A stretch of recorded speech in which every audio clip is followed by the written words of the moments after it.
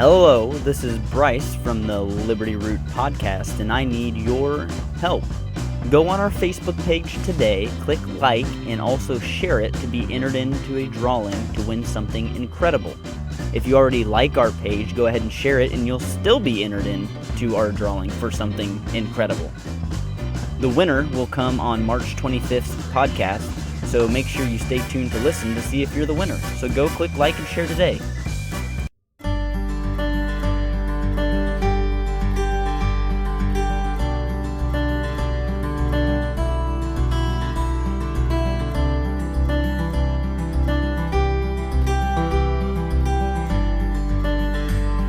Little did we know that in Chicago, in 1901, a child would be born to go on to influence the world in such a tremendous way. With all odds stacked against him and people constantly telling him he would never make it, a great development was in the making. From being called crazy and delusional, he persisted on. Countless hours of making drawings and illustrations, and each one telling a magnificent story. At a very young age, he was painting pictures that others took as just being one of those crazy childhood imaginations. As he grew out of adolescence, the stories became more vivid, and his drawings started to come alive. He wanted to find a way to really bring his characters and stories to life. For many years, he worked tirelessly, day and night, still with all odds stacked against him and people calling him crazy and a waste of life. Although he was troubled by all the negativity, he never gave in. He went on to become the first animation artist to bring sound to a silent cartoon picture show. After accomplishing such a feat, the buzz across the town started to sway from negative to positive. So he set his sights higher. He gathered a team to discuss the start of something magical, something that would only be envisioned in a dream, and he was going to bring that dream to life for all to enjoy. Countless hours and years passed as he wanted to perfect his master creation.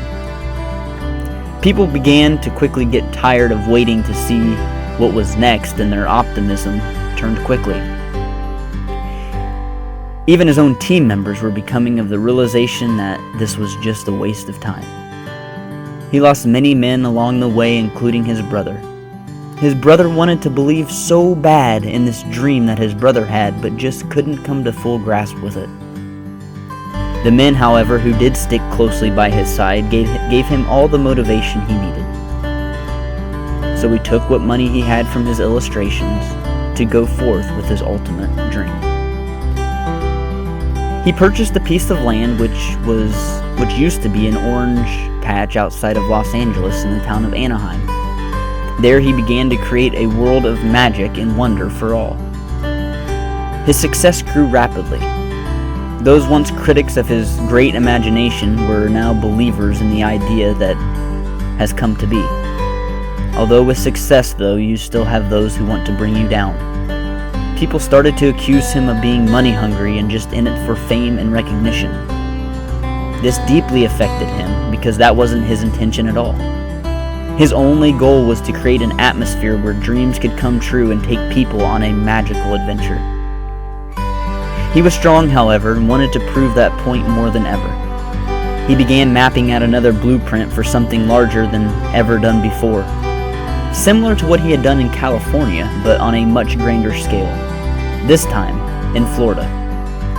He and his team again worked non-stop at his request. His vision kept growing and growing. He envisioned this new place would be a community and a safe place from all the distractions and negativity from the outside world. His brother, who had been one of his biggest critics, finally broke and gave credit where credit was due to his brother. With just blueprints in his hand and not quite seeing his vision come to fruition, he became ill. His brother, who was once his biggest opponent, was by his bed trying to absorb the ideas from his brother, though, so he could fulfill his dreams. On December 5th, 1966, he passed away. Though he died that day, his dream and legacy were fulfilled and still live on to this day. The man who can make adults still live out their childhood fantasies and bring families together. When all odds were against him and the criticism was more than most could take, he pressed on and he never looked back. And that is what makes Walt Disney an inspiration for all.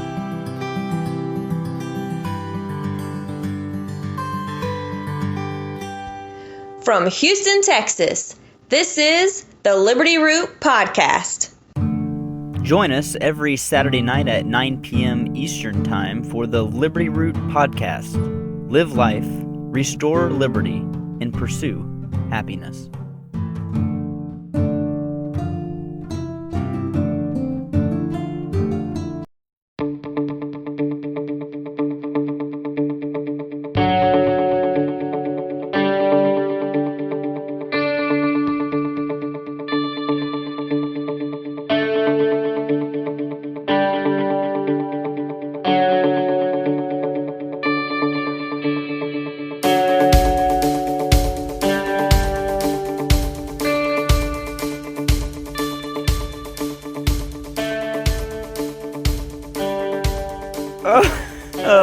Welcome back to the program, everybody. I have a feeling that this is going to be my absolute favorite segment of the Liberty Root Podcast, and it's called, Who Makes These Laws? Each week, I'm going to read 5 crazy laws that are actually still on the books to this day. Let's begin, shall we? I'm sorry, officer, I didn't see you.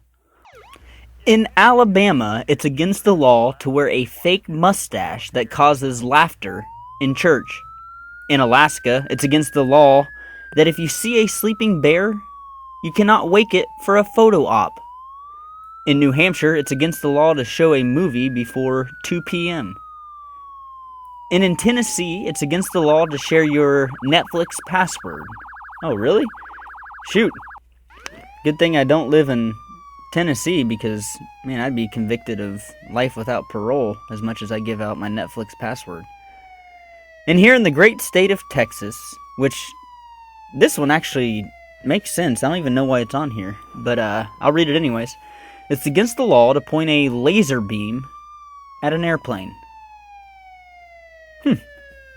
Well, that's it for us here tonight. I really want to thank you all for joining us here on our first podcast, making number 1 a memorable one.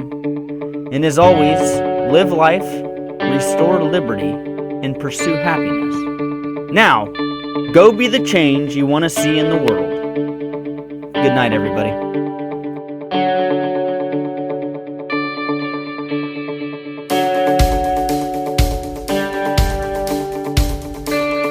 This was brought to you by Liberty Root Productions.